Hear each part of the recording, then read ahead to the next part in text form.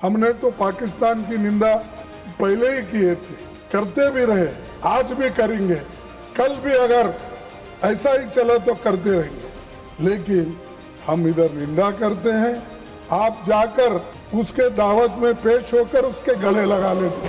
और देश को बनाने में भी हमने जो योगदान दिया है, अब तक एक भी आपका ऐसा कोई कारखाना नहीं जो पब्लिक सेक्टर नहीं जो हथियार बनाने का और चीजें बनाने का एक भी नहीं।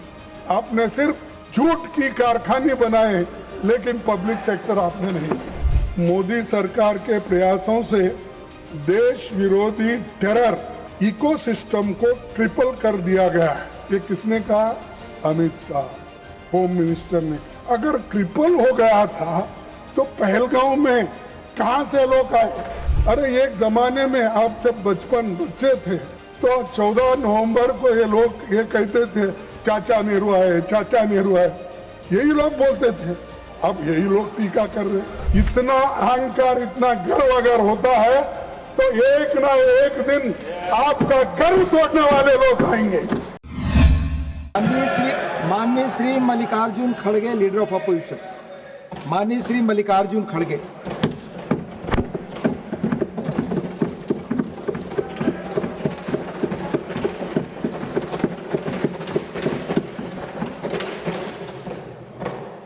बहुत दीर्घ समय तक 1 घंटा 5 मिनट please no comment, please no comment, please. भाषण मैंने सुना, कल भी 1 घंटा सुना था जब वो लोकसभा में कर रहे थे, और अब उसमें नए पेज जुड़े क्या मुझे मालूम नहीं है, लेकिन जो बातें उन्होंने कल दोहराई थी वही बातें आज हमको फिर वो याद दिला रहे और बता रहे हैं। इसीलिए मैं उनको धन्यवाद देता हूं, क्योंकि हमारा समय भी हमारा समय न जायज हो कि उसको उनको जो कुछ वहां कहना था यहाँ कहे, तो हम जल्दी समझ में हमको आना आता है। सर, डिप्टी चेयरमैन जी, मैं आपका आभारी हूं कि आपने मुझे बोलने का मौका दिया। मैं सबसे पहले पहलगाम में हुए क्रूर आतंकी हमले में मारे गए लोगों को श्रद्धांजलि देता हूं और उनके परिवार के प्रति अपनी गहरी संवेदना व्यक्त करता हूं।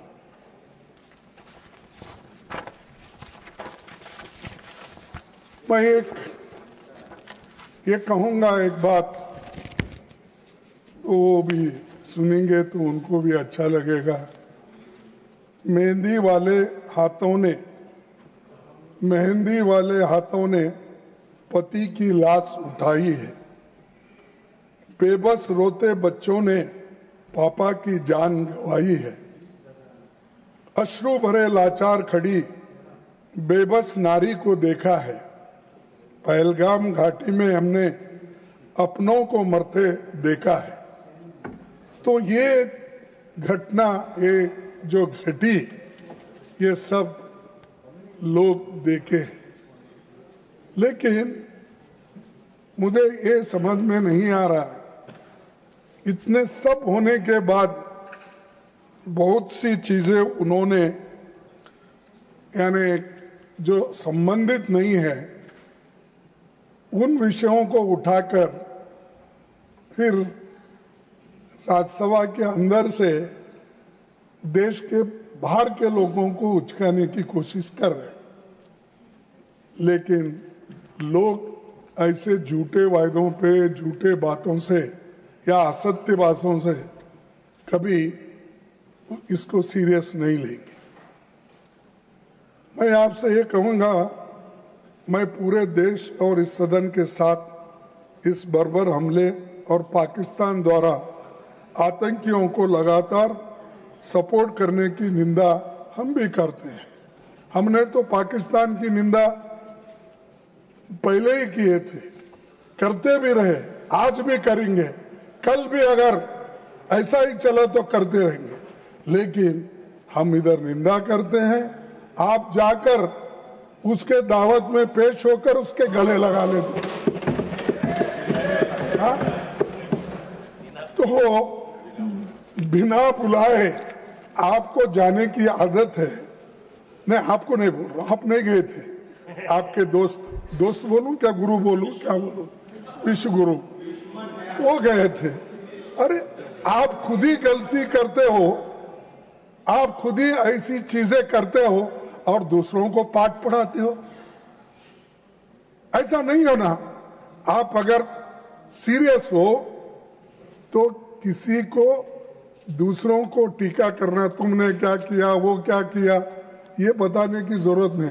हमारा इतिहास तो बहुत बड़ा लंबा इतिहास है, मेरे पार्टी का भी लंबा इतिहास है, और देश को बनाने में भी हमने जो योगदान दिया है, अब तक एक भी आपका ऐसा कोई कारखाना नहीं, जो पब्लिक सेक्टर नहीं, जो हथियार बनाने का और चीजें बनाने का एक भी नहीं।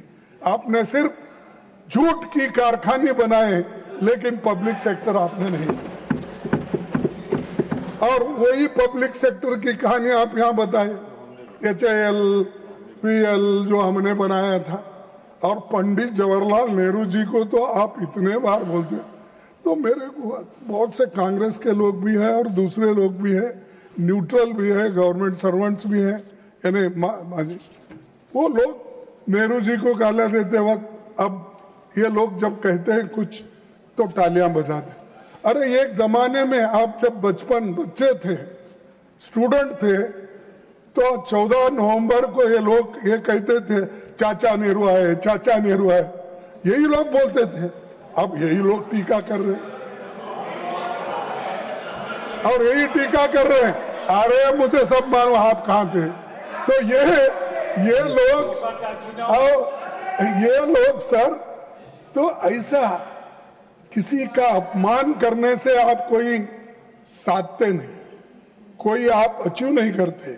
सच बताइए, सच सुनिए, तभी आपको कुछ इसमें से निकलेगा। सर, गृह मंत्री अमित शाह साहब तो गए, नड्डा साहब को छोड़ के गए। हाँ वही छोड़ के गए, बोलिए, हाँ नहीं लेके गए साहब।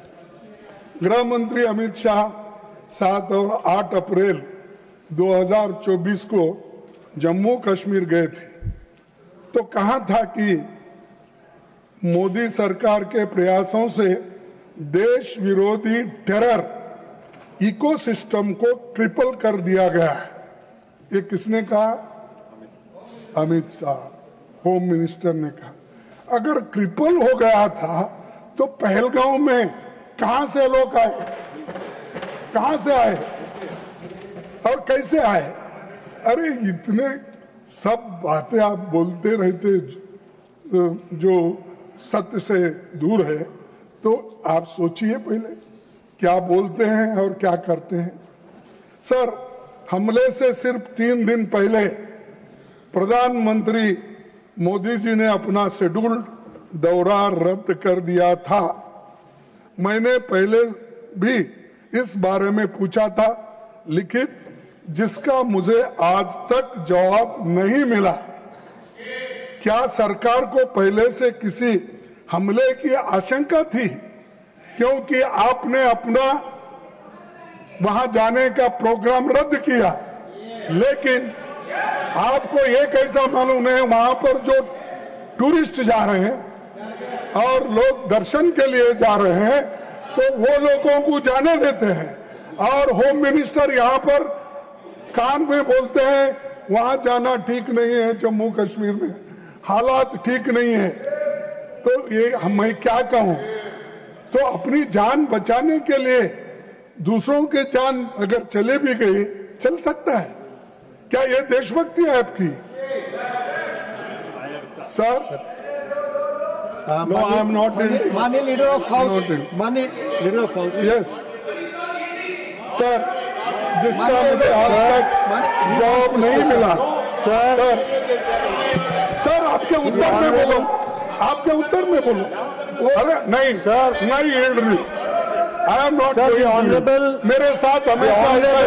leader of the opposition नहीं, पहले भी ऐसा ही धोखा हुआ, अभी भी given ऐसा। us there are very serious charge on the honorable Prime Minister. नहीं, yield नहीं He has to होगा। authenticate. Please. That has to be authenticated. Sir, otherwise this should be expunged. अरे मेरे पास जो मालूमात है मैं रख रहा हूँ, आप उसको डिनाई कर दिए। कर दीजिए। देखो, सर, Only ये factual हमला things will go on the record. Only factual things will go on the record. Please take your seat. Please take your seat. Please. काम नहीं चलेगा। Yes, please. ये लोगों को Please. आप नहीं मौका देते। Yes, sir. Please. दे रहे हैं, माइक दे It रहे will be examined. हैं। Please. सच्चाई सामने Please. आके लाए। Mani, ये हमला 22 अप्रैल please. 2025 को हुआ। Let him speak. पहले दिन से ही विपक्ष ने संसद का स्पेशल सेशन बुलाने की मांग की थी।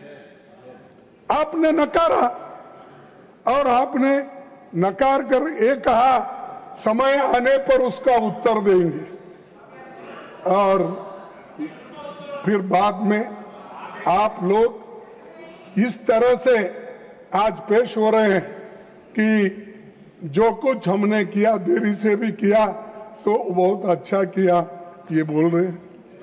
तो ये सर, मैंने और लोकसभा में नेता प्रतिपक्ष राहुल गांधी जी ने प्रधानमंत्री को पत्र लिखकर विशेष सत्र बुलाने का मांग किया, लेकिन हमने इस पत्र का कोई जवाब आया ना, कोई हमको मालूमात हुआ, कोई टेलीफोन भी नहीं किया कि ये नहीं हो सकता, आगे देखेंगे, कुछ नहीं। तो वो सिर्फ हमारे जो भी लेटर्स जाते हैं, हमारे जो पत्र जाते हैं, वो वेस्ट बॉक्स में फेंक देते हैं, देखते भी नहीं। इतना अहंकार, इतना गर्व अगर होता है तो एक ना एक दिन आपका गर्व तोड़ने वाले लोग आएंगे। ये अच्छा नहीं है। आपको लिखने के एक सेंटेंस, दो सेंटेंस लिखने की फुर्सत नहीं है, लोगों के गले पड़ने की फुर्सत है। और डिप्टी चेयरमैन जी, 1962 में भारत चीन युद्ध चल रहा था, जब नेहरू जी ने चंद विपक्षी सांसदों की मांग पर विशेष सत्र बुलाया था, तब ये मांग उठी थी कि सीक्रेट सेशन बुलाना चाहिए, लेकिन नेहरू जी ने कहा कि जनता से कुछ छिपाया नहीं जाना चाहिए। अरे ये है हमारा लोकतंत्र। तुम्हारा लोकतंत्र क्या? बुलाओ, नहीं बुलाएंगे। और कम से कम मीटिंग में रखो, जो सत्यता है वो भी नहीं आएंगे नहीं। और आपने तो हमारी बात रखी कि हम लोग आए थे, राहुल जी आए थे, ठीक है, आपको धन्यवाद, कम से कम आप याद अब कर रहे हैं। लेकिन हम आए, आपके मोदी साहब कहां थे? क्यों नहीं थे? और हम वो मीटिंग में आते हैं, तुम चुनाव प्रचार में बिहार में फिरते हो, ये तुम्हारी देशभक्ति है। और ये बातें उनको कहना चाहिए। आज इस सदन में हो या उस सदन में बैठना चाहिए था, सुनना चाहिए था, और सुनने की क्षमता जब नहीं है तो आप उस कुर्सी पे बैठने के लायक नहीं हो। धैर्य होना चाहिए। आपने धैर्य की बात की, वो धैर्य आपका दे दो उनको थोड़ा, कम से कम। ಮತ್ತೆ ಮತ್ತೆ ಸವಿಯಬೇಕೆನಿಸುವ ಮೃದುವಾದ ನಂದಿನಿ ಪನ್ನೀರ್. सर, कुछ 24 अप्रैल को सरकार ने ऑल पार्टी मीटिंग बुलाई थी। उसमें विपक्ष के सभी लोग शामिल थे, लेकिन मोदी जी नहीं आए। वो सऊदी अरेबिया से चुनावी रैली करने के लिए सीधा बिहार चले गए। क्या प्रधानमंत्री की राष्ट्रीय सुरक्षा के प्रति यही गंभीरता है? मैं पूछता हूं। और आपने कुछ पढ़ा किस काम के लिए? और मैं सुना, मैं अब उनका नाम नहीं लेना चाहता हूं, सदन के बाहर गए हैं, उन्होंने बोला एक काम के लिए गए थे, इतना उनको पैसा देना था, मदद करना था। अरे भाई वो तो कल भी कर सकते थे, हमारी मीटिंग क्यों फिक्स की है? उनके बगैर तो आप नहीं करते। जब आपने देश की रक्षा महत्व है, क्या आपकी वहां जाकर पार्टी का प्रचार करना महत्व है? ये मुझे बोलिए। सर, मैं इंटेलिजेंस फेल्योर की बात, डिप्टी चेयरमैन जी अब जरा अकाउंटेबिलिटी की बात करेंगे। 2016 में उरी और पठानकोट आतंकी हमला, 2019 में पुलवामा और अब 2025 में पहलगाम आतंकी हमला हुआ। इन सभी घटनाओं से साफ है कि बार बार देश की सुरक्षा और इंटेलिजेंस में चूक हो रही है, फेल्यूर है, यह आपको मानना पड़ेगा। और मैं गृह मंत्री जी से पूछना चाहता हूं कि इसके लिए कौन जिम्मेदार है? क्या वो जिम्मेदार है? वही है ना? हाँ, वही जिम्मेदार है। सभी लोग कर रहे हैं, मैं तो पहले ही कहा था। तो जिम्मेदार हो, उनको जिम्मेदारी फिक्स करो उनके ऊपर। ये तो डिफेंस मैटर नहीं है, नड्डा साहब, ये हेल्थ नहीं है, ये उनका जो जाने का था, ये फेल्यूर होकर अब बढ़ चढ़ के ज्यादा, मैं देखा वहां भाषण भी सर, तो ज्यादा वो स्पीकर को नहीं देखते थे, मैं जैसा आपको देख रहा हूं तो देखते नहीं थे, सब इधर करके देख, इधर भाषण, अरे इधर बताना रहता है। यहां आप सभापति हो और आपको कहने का, आपके तरफ से, आपके माध्यम से सब कुछ कहने का है, लेकिन नहीं, चंद लोगों का शौक है कि ऐसा जो पब्लिक मीटिंग में जो करते हैं वैसा पार्लियामेंट में वही करते। तो ये मैं आपसे कहूंगा कि इतनी सब घटनाएं हुई और अब तक बीजेपी सरकार जब से पहले और आज आई है, 5 दफा पहलगाम में ही अटैक होते रहा। इसका सबक भी नहीं लिया। सबक सीखना तो चाहिए, गलती हो गई, ठीक है, गलती को सुधारने के लिए आपने क्या किया? आप वो बातें तो नहीं करें। सर, मैं गृह मंत्री जी से पूछना चाहता हूं कि इसके लिए कौन जिम्मेदार है? अगर वो जिम्मेदार है तो अपनी कुर्सी खाली करने दो, अगर जिम्मेदार नहीं है तो प्राइम मिनिस्टर क्या एक्शन लेते हैं हम देखेंगे। सर, 14 जुलाई 2025 को जम्मू कश्मीर के लेफ्टिनेंट गवर्नर, सर आपका ध्यान इधर नहीं, सर मैं वो जो बीच में टिप्पणी कर रहे हैं उनको बोला, टिप्पणी करने दो, मैं आपके लिए कर रहा हूं। नहीं, मेरे लिए तो मेरा बात ही नहीं सुने। मैं सुनता सुने, 14 जुलाई 2025 को जम्मू कश्मीर के एलजी मनोज सिन्हा ने खुद माना कि Pahalgam terror attack was undoubtedly security failure। ये मेरा नहीं, ये है उनका, ये रिकॉर्ड में है, ये है। उन्होंने कहा Pahalgam was a security lapse। What happened in Pahalgam was very unfortunate। Innocent people were brutally killed। I take full responsibility for the incident, which was undoubtedly a security lapse। ये security lapse है, इसका जिम्मेदारी home minister लेना चाहिए, not the LG. और ये उनको छिपाने के लिए, उनकी गलती छुपाने के लिए, क्योंकि सब डरते हैं नंबर 1 और 2 को, जरा नंबर 3 को जरा थोड़ा जोश है, लेकिन 1 और 2 में तो डर जाते हैं सभी लोग, इसीलिए पाप बेचारा उन्होंने लिया है ये जिम्मेदारी, उन्होंने लिया जिम्मेदारी। तो हम मेरी गलती है बोले उन्होंने। तो ये और एक बार पढ़ता हूं, Pahalgam was a security lapse. What happened in Pahalgaon was a very unfortunate. Innocent peoples were brutally killed. I take all responsibility for the incident, which was undoubtedly a security failure. ये लेफ्टिनेंट गवर्नर मनोज साहब का statement है। तो इसीलिए ये जिम्मेदारी home minister लेना चाहिए, अमित शाह साहब लेना चाहिए। आप जरा उनको बताइए कम से कम। और हमको ये कहते हैं कि कांग्रेस ने वो किया। अरे छोड़ो भाई, कितने दिन कांग्रेस उसके नाम पे कितने दिन जिंदा रहना चाहते हैं, उसी गोली पे जिंदा रहना चाहते हैं। आपका कुछ बताओ ना, काम किए सो। अरे हम तो पाकिस्तान के 2 टुकड़े करके इंदिरा गांधी जी ने आजादी दिलाई, बांग्लादेश को आजादी दिलाई।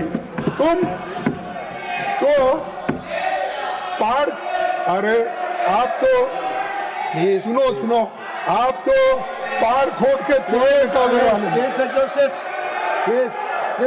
सर ये लोग पहाड़ खोद के चूहा निकालने वाले लोग हैं, तो हम लड़ने वाले लोग हैं और लड़ते लड़ते देश को बचाए और जान भी दिए हमारे लोग। ये है हमारी पार्टी और हम। सर मैं दूसरी बात, अगर एलजी ने माना कि ये सिक्योरिटी फेल्योर था तो अकाउंटेबिलिटी कब तय होगी?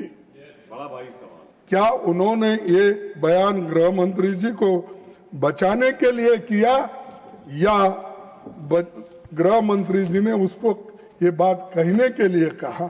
ये आप ही बता सकते हैं, हम नहीं। 100 दिनों से आतंकवादी न्याय के कटघरे से फरार थे। यदि आतंकवादी पूंछ, गगनगिर और गुलमर्ग के हमले में भी शामिल थे। अभी बताया गया कि तीनों आतंकवादी मारे गए, 3 अब बाकी के जितने भी हैं उसका हिसाब आप ही दे सकते हैं। हमारे को जो मीडिया से मिलता है या लोगों से मिलता है वही हमारे पास इंफॉर्मेशन होता है। तो अगर 3 मारे गए तो बाकी के किधर गए, कहाँ हैं, कहाँ फंसे हैं, कहाँ छुपे हैं, उसको ढूंढ निकालो ना। ढूंढ निकाल के ऐसा बताओ कि हम ढूंढ निकाले, ये 3 को तो हमने खत्म कर दिया और बाकी के 6-7 लोग जो भी हैं उनको भी ढूंढ निकाल के हम उसका पीछा करेंगे। तो ये मास्टरमाइंड के बारे में कल कहा था, आज इसके बारे में कहा। सर मैं और एक चीज आपसे कहना चाहूंगा कि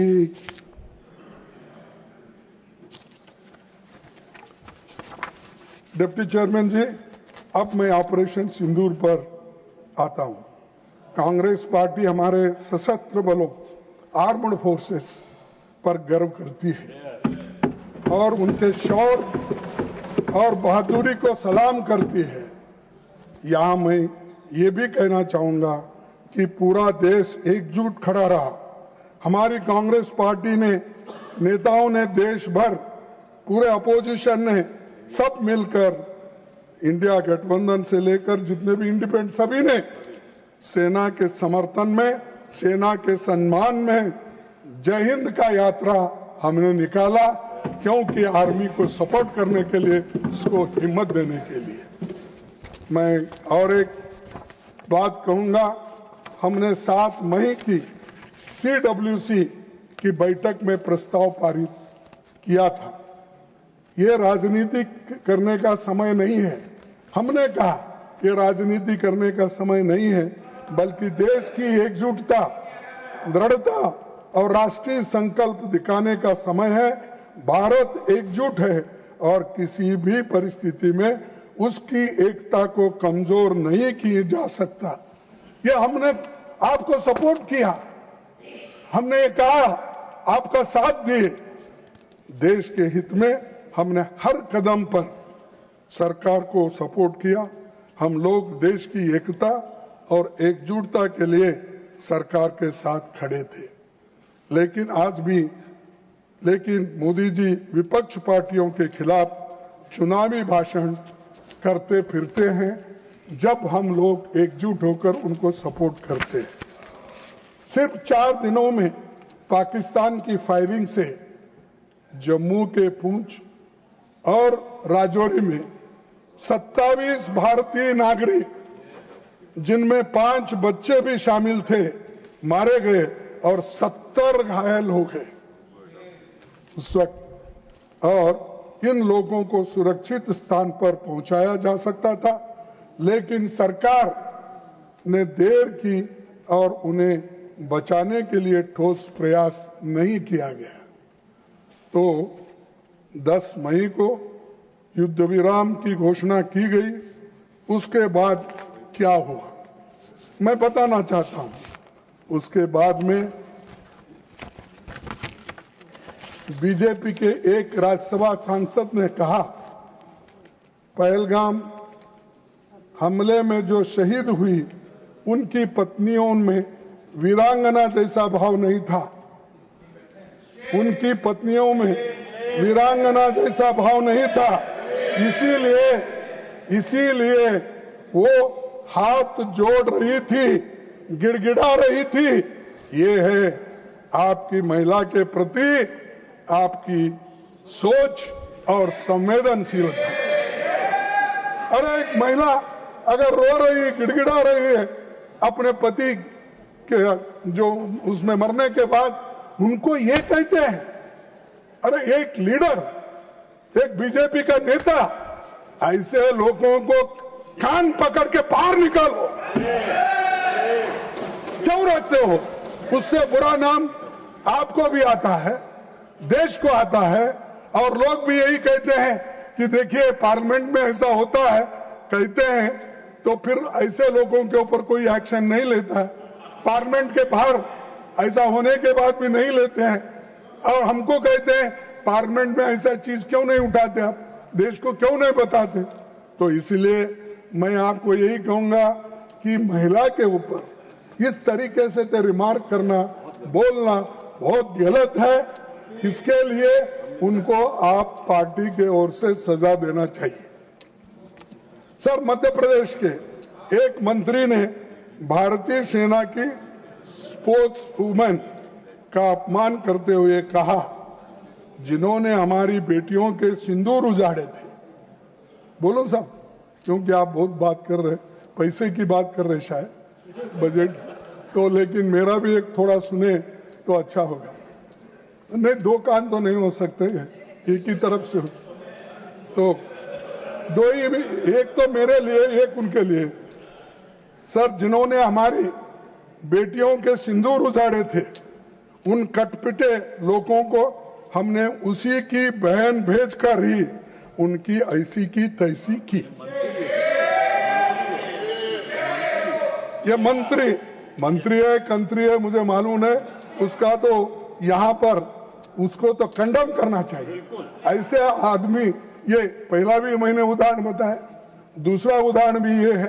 तो ये चीजें आपके पीछे होते हैं। तो जब तक आप अपने लोगों को काबू में नहीं रखते, कंट्रोल नहीं करते, वैसा रिएक्शन दूसरे की तरफ भी आता है। और दूसरे के तरफ से अगर ऐसा रिएक्शन कोई आया तो आप क्या कहते हैं? देशद्रोही। देशभक्ति नहीं इनमें, सिर्फ देशभक्ति का गुत्ता तुमने ही लिया, पूरा कॉन्ट्रैक्ट लिया तुमने, बाकी के पास किसी के पास खून नहीं। खैर, मेरे खून बहता है, लेकिन अंदर सिंदूर डाले तो खराब हो जाता, नहीं मुश्किल होता ना। तो सिंदूर तो सौभाग्य बचाने माँ इसे करते हैं। तो ये जहां जो कुछ बोलना आता है उसको जोड़ के बोलते जाते हैं। सर, उन कटे पिटे लोगों को हमने उनकी बहन भेजकर ही उनकी ऐसी तैसी की। कल ही सुप्रीम कोर्ट ने इस मंत्री के कड़े शब्दों में निंदा की और खंडन किया। क्या लड्डा साहब आप इसको बाहर निकालेंगे? जब सुप्रीम कोर्ट ने ही अगर खंडन किया है उस हाँ अब हाँ बोल रहे, इसलिए थैंक यू वेरी मच।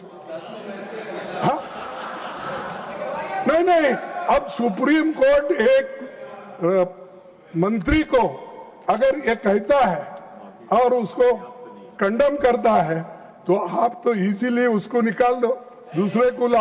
आपके पास तो इतने भरे हुए लोग हैं और भाग रहे, आपके ईडी, सीबीआई या इनकम टैक्स को देखकर भागत, उसमें से किसी को करो। सर, शहीद आर्मी मेजर विनय नरवाल की विधवा को भी सोशल मीडिया पर ट्रोल किया गया और हमारे विदेश सचिव यहीं बैठे थे, वो भी अब पैसे की बात कर रहे, तो हमारे विदेश सचिव तक को पर्सनल अटैक्स का विदेश मंत्री प्लीज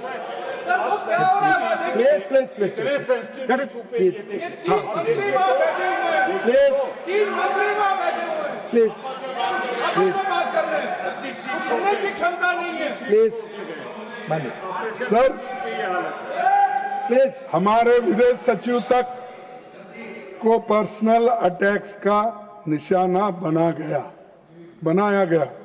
मैं पूछता हूं, इन शर्मनाक बयानों पर बीजेपी सरकार ने क्या कार्रवाई की और क्या एक्शन आपने लिया, ये यहां पर आपने नहीं बताया।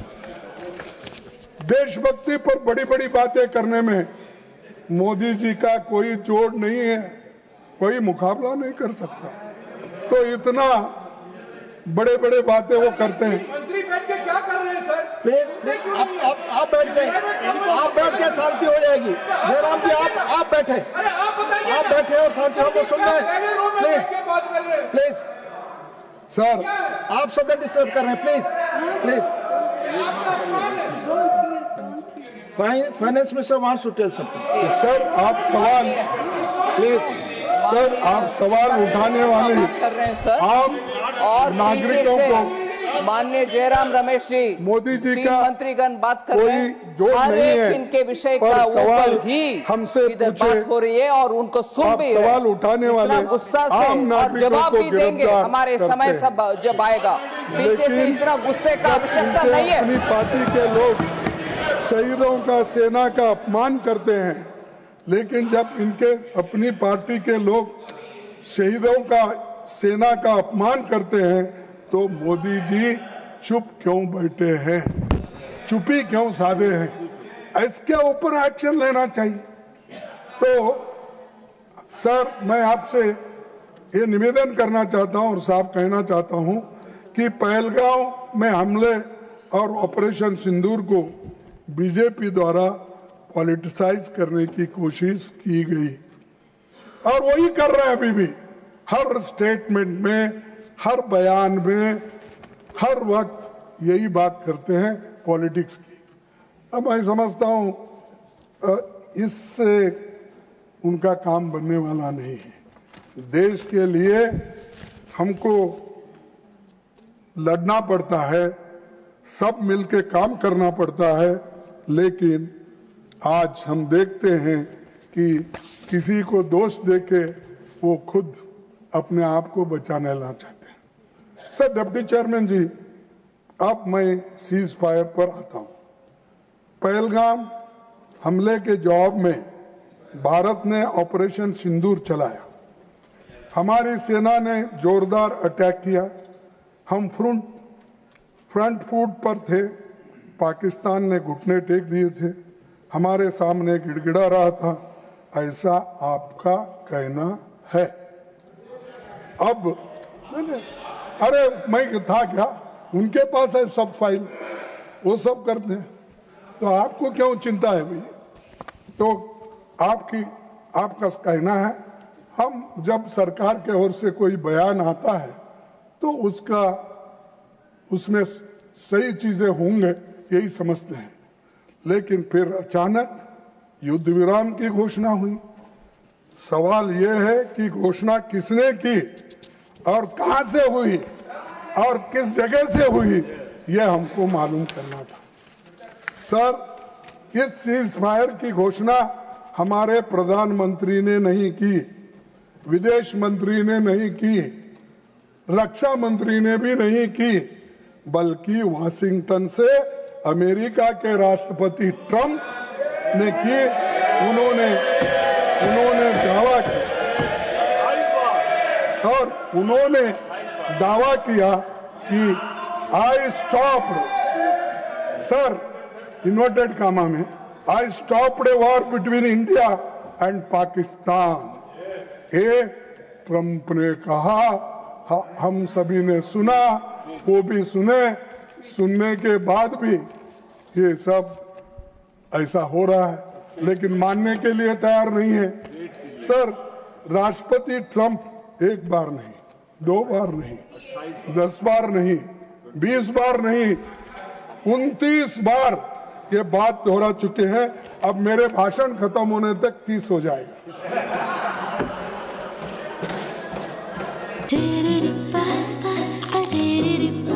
ನನ್ನ ಫೇವರೇಟ್ ನಂದಿನಿ ಚೀಸ್. ಈಗ ಎಲ್ಲರ ಫೇವರೇಟ್ ನಂದಿನಿ ಚೀಸ್. सर, राष्ट्रपति ट्रंप ने बार बार ये भी कहा कि उन्होंने ट्रेड का इस्तेमाल कर युद्ध रुकवाया। ये जो ट्रेड का उन्होंने धमकी दी और धमकी देकर उन्होंने युद्ध रुकवाया। और अब ये ट्रेड की बात किसके फायदे के लिए की? कौन है वो महाशय? देश बेचकर पैसा कमाना चाहता है? कौन व्यक्ति है वो? और उसके सपोर्ट में कौन लोग ठहरे हैं? क्या प्रधानमंत्री ठहरे हैं? नहीं, ऐसा तो नहीं, वो बड़े देशभक्त है। और कौन ठहरे? शाह साहब ठहरे? नहीं, वो तो कभी ठहरेंगे नहीं, ऐसी गलत बातें नहीं करेंगे। फिर किसने किया? अदानी के पीछे कौन है? प्लीज बैठकर कमेंट नहीं, मिस्टर शक्ति सिंह गोयल, राष्ट्रपति, it's completely wrong, it will not go on the record and you are not allowed to speak like this. Please, I warn you mister Shakti Singh Goyal, no, आप अलाउ नहीं कर रहे हैं, आप अलाउ नहीं कर रहे हैं कि बोले।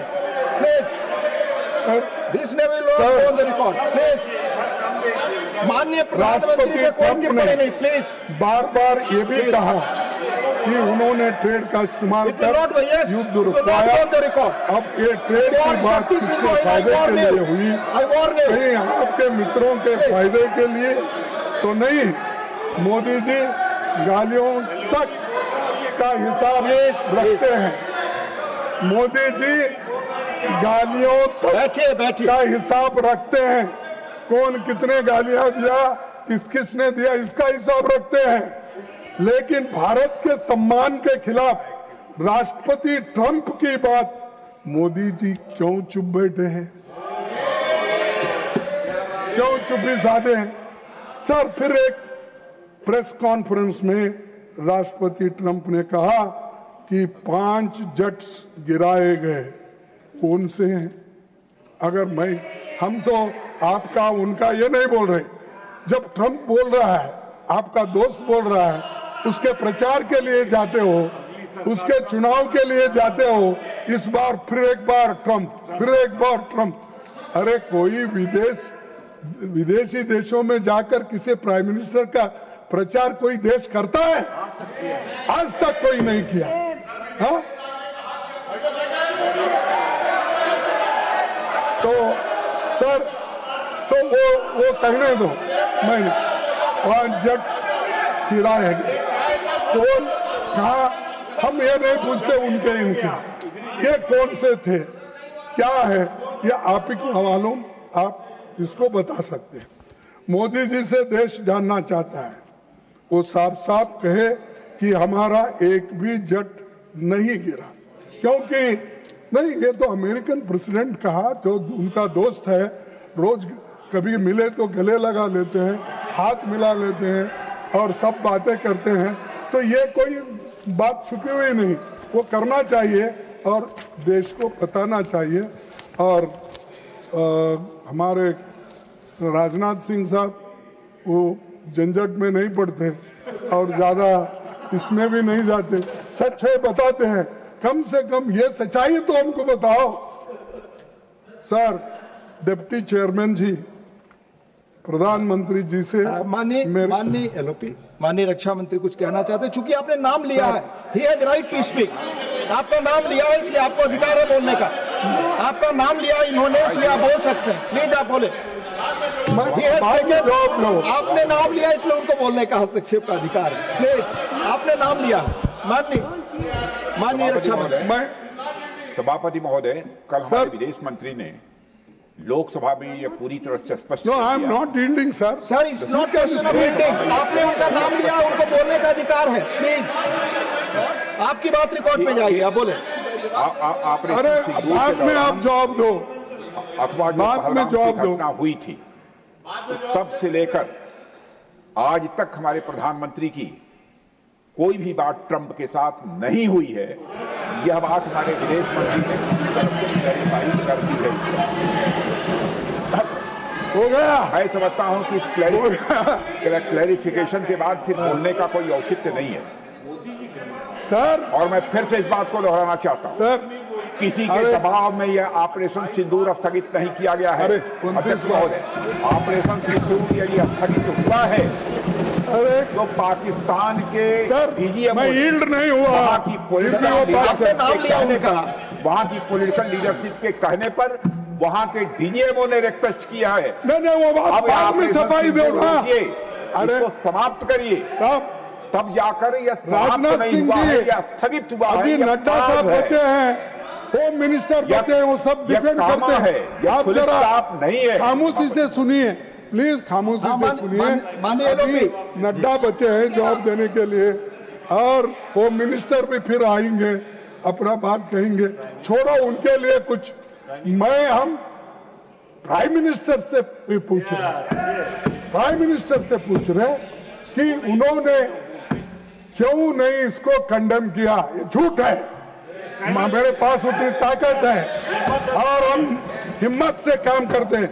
कोई थर्ड पार्टी को हम कभी एंटरटेन नहीं करते। हमारी पॉलिसी है कि थर्ड पार्टी को इसमें इन्वॉल्व नहीं करना, यह हमारी पॉलिसी। लेकिन इस पॉलिसी के खिलाफ क्यों गए आप? तो दोनों मिलके बात करके सुलझाने वाले, आपके दोनों ऑफिसर्स मिलके अगर सुलझाने वाले हैं, थर्ड पार्टी इसमें कोई नहीं है। हमारी तो पहले से पॉलिसी है कि हम थर्ड पार्टी को इन्वॉल्व करके कोई समझौता नहीं करना, हम खुद अपने आप को समझौता करना चाहिए। ये भी पॉलिसी के खिलाफ चलेगा। और सर, मैं अब सीधे सीधे 2-4 इसके प्रश्न पूछूंगा, उसका जवाब देंगे मुझे। क्योंकि हमारा सवाल ज्यादा प्राइम मिनिस्टर से है। अब इन्होंने जो रिपोर्ट लाए वो डिफेंस मिनिस्ट्री का रिपोर्ट लाए, लेकिन हम चाहते हैं मोदी जी को क्या हुआ, इतना चर्चा हो रहा, यहां नहीं वहां नहीं, फिर कहां है, आकाश में बैठे क्या? सर, पहला, किन शर्तों पर, आप सुनिए, किन शर्तों पर ये सीज फायर हुआ और पाकिस्तान बैकफुट पर होने के बावजूद अपने इसे क्यों स्वीकार किया? सर, नंबर 2, क्या यूनाइटेड स्टेट्स ने इसमें इंटरफियर किया? अगर हां, तो किसके कहने पर और किन शर्तों पर आपने किया? तीसरा, क्या यूएस प्रेसिडेंट ने यह सीज फायर कराया जैसा वो बार बार दावा कर रहे हैं? और अगर हां, तो क्या ये भारत की नो थर्ड पार्टी मेडिटेशन की पॉलिसी के खिलाफ नहीं है? तो ये भी जवाब होना चाहिए। सर, चौथा, क्या हमें ट्रेड थ्रेट्स या अन्य इकोनॉमिक ब्लैकमेल के कारण ये सीज फायर होना या इसको मानना पड़ेगा? ये सब 4 सवाल मैं आपके सामने रखा हूं खैर अंत में इसको प्राइम मिनिस्टर जॉब देंगे, उनसे उनका तो थोड़ा मुंह खुलवाए, क्योंकि बाहर बहुत हिम्मत करे आए आकर बोले सर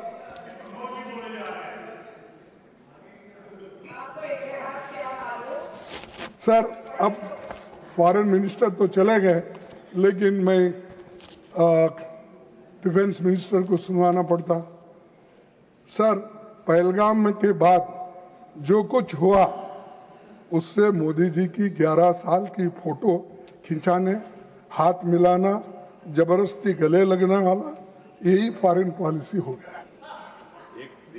सच सामने आ गया, सिर्फ इवेंट बाजी से विदेश नीति नहीं चलती कि देश के लिए एक स्पेसिफिक विदेश नीति बनाना होगा और वो विदेश नीति के ऊपर हम सबको चलना होगा।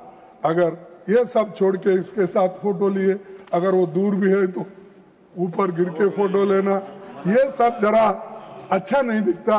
और जिसको आप विश्वगुरु मानते हैं, जिसकी तारीफ इतनी हो रही, इंदिरा गांधी के साथ कभी कंपेयर करते हैं, नेहरू जी से करते हैं, अब फिर कल ट्रंप और उनकी तो दोस्ती है, खैर मैं कुछ नहीं बोल सकता कि उन्होंने यहाँ तक अपनी बातें कर रहे हैं और वो भी खुश है। और जो उसी लिए तो हमारे जो चेयरमैन साहब थे चले गए पाप बेचारे। विषय पर लौटे प्लीज। सर फॉरेन पॉलिसी सच सामने आ गई, इवेंट बाजी बंद करो और नीति, विदेश नीति पक्का करो और उसी से तहत चलने की कोशिश करो। सर हाउडी मोदी और नमस्ते ट्रंप जैसे बड़े बड़े इवेंट के बावजूद भारत के स्ट्रैटेजिक इंटरेस्ट सुरक्षित नहीं हो पाए, क्योंकि इतनी दोस्ती गहरी होने के बावजूद भी आपके साथ कोई नहीं खड़ा हुआ। एक भी देश, यहां तक कि अमेरिका ने भी पाकिस्तान की खुलकर स्पष्ट शब्दों में निंदा नहीं की। पाकिस्तान के आतंकवादियों को सपोर्ट पर किसी भी देश ने कुछ नहीं कहा। तो ये दर्शाता है कि आपके बुरे वक्त में आपके साथ कोई आने वाला नहीं है, ये इससे दर्शाता है। सर इतिहास में पहली बार अमेरिकी राष्ट्रपति ने पाकिस्तानी सेना प्रमुख को व्हाइट हाउस में खाने पर बुलाया। यूएस सेंट्रल कमांड चीफ ने पाकिस्तान को काउंटर टेरर ऑपरेशन में फेनोमिनल पार्टनर यानी पक्का साथी, तो पाकिस्तान हमारा पक्का साथी है, ये व्हाइट हाउस ने, वहां के सेंट्रल कमांड ने कहा। तो आप ही बोलिए, एक तरफ वो लोग कंडेम भी कर रहे हैं और कोई आपका दोस्त बनने को तैयार नहीं है, तो दूसरे तरफ आप हर एक गले मिल रहे हैं, फोटो खिंचवा ले रहे हैं, कोई पीछे ठहर रहा है तो आगे ले रहे हैं। तो ये सब काम ये कर रहे हैं, क्यों, कहीं के लिए? अरे आपकी इज्जत ऐसा रहना चाहिए, कहीं आप कोने में भी ठहरे तो आकर आपको बुला लेके सेंटर में ठहरा, उसको कहते हैं उसका व्यक्तित्व। लेकिन उनको क्या मालूम है, मुझे तो समझ में नहीं आता। तो ये, और दूसरी बात साहब, सीज फायर के बाद आईएमएफ और वर्ल्ड बैंक ने पाकिस्तान के लिए बड़े आर्थिक सहायता का पैकेज घोषणा की। मैं जानना चाहता हूं कि इन दोनों संस्थाओं के बोर्ड में भारत ने एक पैकेज का विरोध क्यों नहीं किया?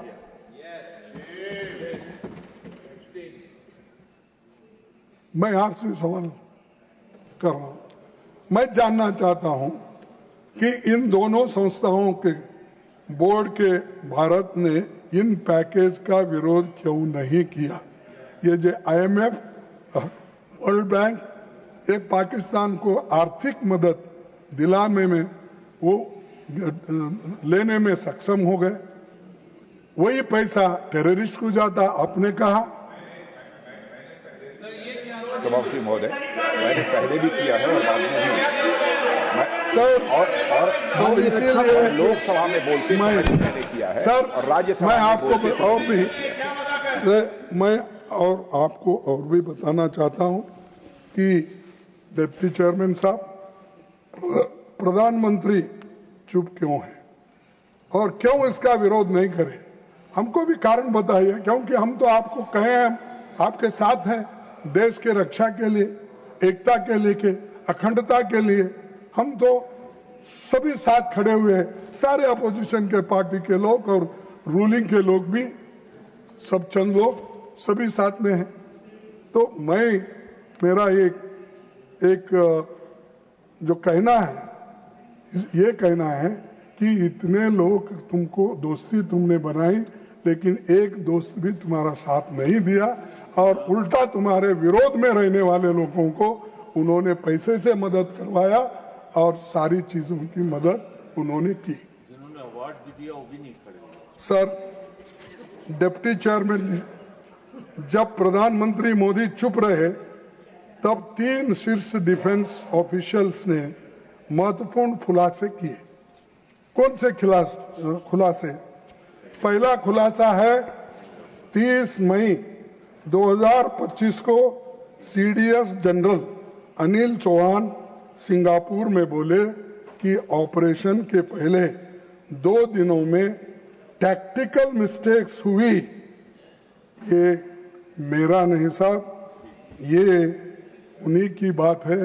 उन्होंने ये कहा, chief of defence staff admits to losing aircraft rectifying plan to hit Pak deep, और उन्होंने खुद इसको माना है। और मैं ये उनसे पूछना चाहता हूं कि जब आपके लोग बाहर बोलते हैं तो हमसे, चीफ ऑफ डिफेंस स्टाफ भाई, CDS admits to losing aircraft, इसको तो बोलते हैं उन्होंने, लेकिन आप नहीं बोलते। ठीक है, ये आप ही का आदमी है, आपका ऑफिसर है, तो मैं ये पूछना चाहता हूं इसके बारे में आपकी क्या राय? सर, 30 मई 2000 को CDS general Anil Chauhan Singapore में बोले कि ऑपरेशन के पहले 2 दिनों में टैक्टिकल मिस्टेक्स हुई। और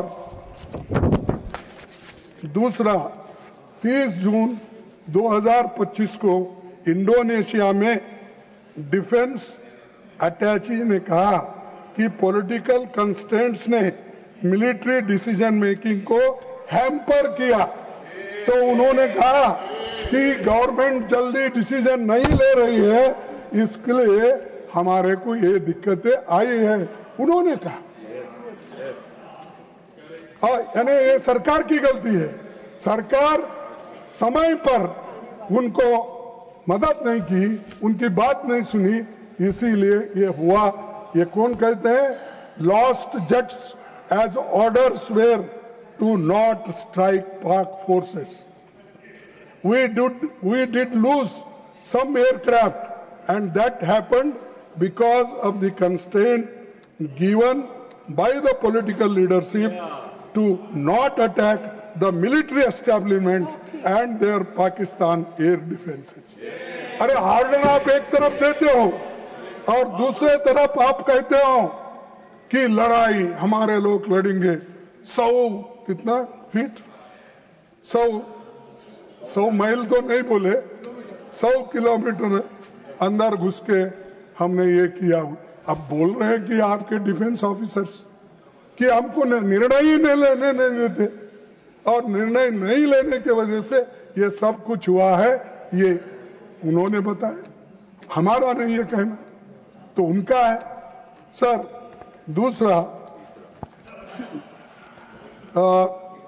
4 जुलाई 2025 को उपसेना प्रमुख ने कहा, ऑपरेशन सिंदूर में भारत पाकिस्तान से नहीं बल्कि चीन से ही लड़ रहा था। पाकिस्तान से नहीं, चीन से ही लड़ रहा था। ये बातें उन्होंने कहा। China gave Pakistan live inputs on Indian diplomat. खेलो, झूले में खेलो उनके साथ। हाँ, अहमदाबाद में झूले में खेलो। ये आज आपकी का एक ऑफिसर ये कहता है, ये मैं बता रहा हूं आपको।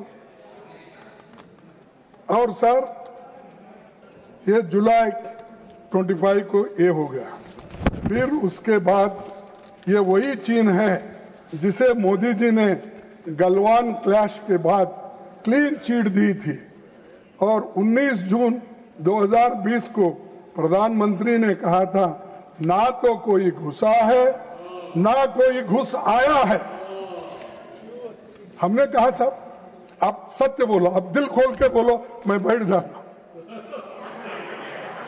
ये बोले या नहीं बोले ये बोलो। आप तो झूठ नहीं बोलते, मैं समझा था, लेकिन मैं पहले बोलता था मोदी जी को झूठ, जबकि 15 लाख 2 करोड़ MSP वो ये झूठा संसदीय शब्द है। तो झूठा संसदीय शब्द, झूठा संसदीय शब्द है, झूठा संसदीय शब्द है। अरे असत्य साहब। और पार्टी ने जो समय दिया था उससे अधिक समय आप पार्टी का ले रहे हैं।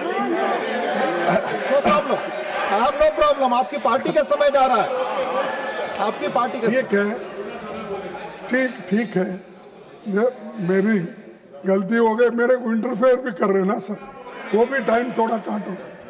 सो ये वही क्लीन चिट दी थी, और 19 जून 2020 को प्रधानमंत्री ने कहा था, ना तो कोई घुसा है ना कोई घुस आया है। मैं प्रधानमंत्री से पूछना और चाहूंगा कि हमारे डिफेंस ऑफिशियल्स में के स्टेटमेंट्स पर उनका क्या कहना है, और आपका क्या कहना है। रक्षा मंत्री जी का कहना क्या है, प्रधानमंत्री जी का कहना क्या है कि ये सब जो मैंने आपको इतने सभी कागज दिखाए, ये तो ऑथेंटिक है। फिर ऑथेंटिसिटी करो मत बोलो, ये ले लो, नहीं तो आप देख लो, ढूंढ लो, तो ये आपकी है सर। और एक सभापति जी, उपसभापति जी, हकीकत यह है कि हम सांसदों को अंधेरे में रखा गया। हमें सभी जानकारी मीडिया के माध्यम से मिल रही थी, और आज भी हमको माध्यम के जरिए ही मालूमात मिल रहे हैं। तो सर, असल में किसी भी इंफॉर्मेशन या जानकारी को पहले संसद के सामने रखना चाहिए, और खासकर ऐसे सेंसिटिव मैटर्स में आप अगर हमको अवगत कराएंगे तो क्लैश नहीं होता, मिसअंडरस्टैंडिंग नहीं होता। देश के इतने चंद बातें जो नहीं कहना है, आप कहने के बाद हमको भी कहना पड़ता है। तो देश बड़ा है, इसको अगर लेकर आप सबसे राय लेके, मशवरा लेके अगर बढ़े तो देश को अच्छा होगा। सब मैं और एक बात आपको कहना चाहूंगा साहब, सेंसिटिव मैटर्स की चर्चा के लिए हम स्पेशल सेशन की मांग कर रहे थे, तो उस वक्त आप सभी ने कहा कि हम इस बात को, हाँ, जो हमने आपसे रिक्वेस्ट की थी, तो आपने ये बात को आप कह रहे थे। अरे तुम कौन होते मुझे बिठाने वाले? अरे मेरे को कोई नहीं बिठा सकता, सिर्फ मेरे लीडर बिठा सकते हैं, मेरे लोग जो चुन के लाते हैं वो बिठा सकते हैं। सर, सिर्फ अभी 5 मिनट लूंगा आपका। आपकी पार्टी का समय जा रहा है, उससे मुझे कोई आपत्ति नहीं है। ठीक है सर। डिप्टी चेयरमैन, हम मांग करते हैं कि देश के सबसे सुरक्षित इलाके में हुई सुरक्षा और इंटेलिजेंस की इन गंभीर खामियों और गलतियों पर समयबद्ध तरीके से जवाबदेही तय की जाए। कारगिल युद्ध खत्म होने के बाद उस समय की सरकार ने कारगिल रिव्यू कमेटी बनाई थी, जिसकी अध्यक्षता खुद विदेश मंत्री जयशंकर के पिता के सुब्रमण्यम ने की थी, और उनका ये जो from surprise to reckoning the Kargil Review Committee report. ऐसी एक रिपोर्ट तैयार करो, कहां गलती हो गई, क्या हो गई, सब कुछ बाहर आएगा। हर चीज को आप छुपाते रहेंगे तो और मामला बढ़ जाएगा। ये तो उन्हीं के पिताजी ने वाजपेयी के समय पर रिपोर्ट तैयार की थी, तो कम से कम वो कीजिए, उसको ढूंढ निकालिए क्या गलतियां हो गए। तो ये भी आप करने को तैयार नहीं है। सर, दूसरा मैं आपसे विनती करूंगा कि इस कमेटी ने 15 दिसंबर 1999 को रिपोर्ट दी और 23 फरवरी 2000 को इसे दोनों सदनों में रखा गया। हम डिमांड करते हैं कि इस मामले में भी ऐसी ही समीक्षा हो। हम डिमांड करते हैं, आप रखिए किसकी गलती हो गई, किसकी चीख हुई, ये देश के इंटरेस्ट में है। हमको ये नहीं चाहते कि आपको ह्यूमिलेट करना या आपका इंसल्ट करना, आपको कुछ कहना, नहीं, वो हम नहीं सीखे। हम मदद करने का सीखे हैं, लेकिन किसी को दोष देने का नहीं सीखे। देश बड़ा है, इसीलिए हमको मिलकर काम करना है। मैं प्रधानमंत्री से ये भी कहूंगा कि अपनी सारी गलतियों और विफलताओं के लिए कांग्रेस को ब्लेम करना बंद करो। और उनके शिष्यों से भी ये कहना चाहता हूं, अरे भाई तुम्हारा काम तुम करो, हमको दोष देने में कुछ आपको मिलेगा नहीं, प्रत्युत्तर मिलेगा, आप उसका उत्तर भी नहीं दे पाएंगे। लेकिन ये लीडरशिप का मतलब होता है कि जिम्मेदारी लेना, ना किसी को दोष देना। आप लीडर्स हैं, आप जिम्मेदारी लो। प्रधानमंत्री जी बोलो आप, लेकिन मुझे समझता है आज नहीं कल वो यहाँ इंटरवेन करेंगे, उत्तर नहीं देंगे, इंटरवेन करेंगे, क्योंकि वो दूसरों को जवाब देना नहीं चाहते। वो छोड़ दिए अपने दोस्तों को, मिनिस्टरों को, तुम जाओ कुछ भी कहो और जो आपको कहना है तो मैं आकर फिर बाद में कुछ। ये कोई प्राइम मिनिस्टर आज तक ऐसा नहीं है, कभी ना कभी डिबेट में पार्टिसिपेट करता ही है, लेकिन 11 साल में इन्होंने कोई डिबेट में पार्टिसिपेट नहीं, घर में आके बैठते नहीं सदन में, और अगर आए तो भी वो, मैं उस हाउस में बोला था एक बार, वो जब आ रहे थे तो सुषमा स्वराज जी ने बोला कि आ गए, उनका दर्शन लो बोल के बोले। तो मैं बोला दर्शन लेने को क्या वो भगवान है? तब पूरा हाउस हंस पड़ा। हाँ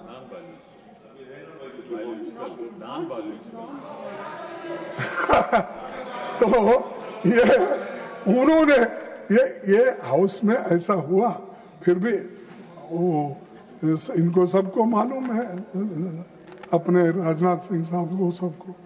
तो मेरा कहना यही है कि एक व्यक्ति को बढ़ावा इतना भी मत दो, उसको भगवान मत बनाओ। वो डेमोक्रेटिक सिस्टम में, वो डेमोक्रेटिक सिस्टम से आया हुआ आदमी को डेमोक्रेटिकली उसको जितनी इज्जत मिलनी है दो, लेकिन उसको भगवान बनाकर उसकी पूजा मत करो, उससे देश का नुकसान होता है। और बाबा साहब अम्बेडकर ने भी यही कहा, भक्ति इन रिलीजन इट में सॉल्व टू दिस सोल, और भक्ति इन पॉलिटिक्स वो डिक्टेटरशिप के तरफ जाता है। तो इसीलिए डिक्टेटर मत बनाओ साहब, आप प्रधानमंत्री बनाए, उसका काम करने के लिए आप मदद करो, लेकिन लोगों को गालियां देने के लिए मत छोड़ो। जैसा हमारे देहातों में बोलते हैं सब, माफ करना, क्योंकि मैं देहाती भी हूँ, सेमी अर्बन हूँ और सिटी का भी आदमी हूँ, मेट्रोपॉलिटन का। तो कभी लोग क्या करते हैं, उनको कुछ अपने गाय बछड़ों को चराने के लिए जगह नहीं है तो सरकारी गायरान में छोड़ देते हैं। सरकारी गायरान होती ना, आपके पास क्या कहते हैं मालूम, तो चारा खाने के लिए सरकारी गायरान में छोड़ देते, सरकारी जमीन पे कोई भी चार्ज कोई भी वहां पर छोड़ सकता है। वैसा आप मत करो साहब, ऐसा मत छोड़ो उनको, कहीं भी चरने के लिए मत छोड़ो, पूरा देश खराब हो जाएगा। तो इसीलिए सर मैं आपसे ये विनती करूंगा सर, अप्रैल को मैंने खुद सबसे पहले बेंगलुरु में एक प्रेस कॉन्फ्रेंस की और कहा हम हर कदम पर सरकार के साथ है। ये हमने कहा, पहला आदमी मैं बेंगलुरु से प्रेस कॉन्फ्रेंस करके 1 घंटे में हमने कहा, क्योंकि हमको देश चाहिए।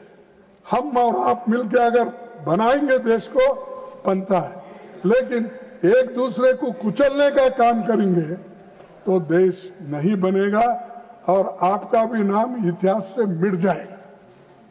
भाइयों, सरकार जो कदम उठाएगी हमारा सरकार को पूरा समर्थन रहेगा, ये हमने कहा था।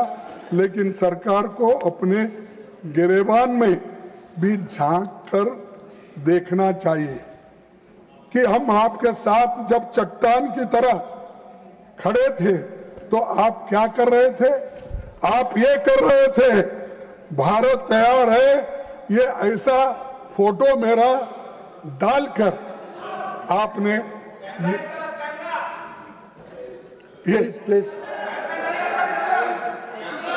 माननीय खड़गे, आप अपनी बात खत्म करें। 16 नहीं, आप देखिए, आप नियमता कोई पोस्टर और आप नहीं दिखा सकते, फॉलो द नियम।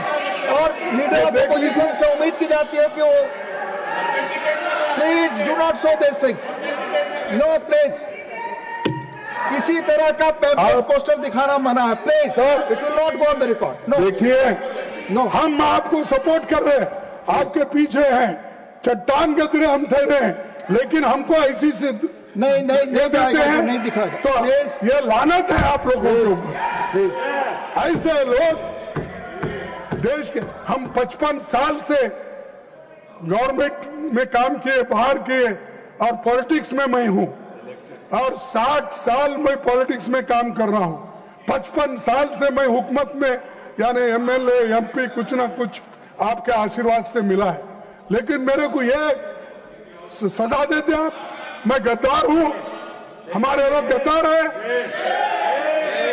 ये शर्म आना चाहिए। अगर ये बात रही तो मैं कहूंगा गद्दार आप लोग हैं, जो ब्रिटिश के साथ गद्दारी, देश के साथ गद्दारी की, ब्रिटिशों को सपोर्ट किया, और गद्दारी से आजादी की लड़ाई में आपने कभी हिस्सा नहीं लिया। ऐसे लोग बैठकर आप मजाक कर रहे हो और हमकी धज्जियां उड़ाने की बात करते हो। तो सर, मैं ये कहूंगा कि आप विपक्षी नेताओं को बदनाम करने, ये आपकी असलियत, ये आपका असली चेहरा, चाल और चरित्र, ये सरकार का चैनल दूरदर्शन का 8 मई का प्रोग्राम है।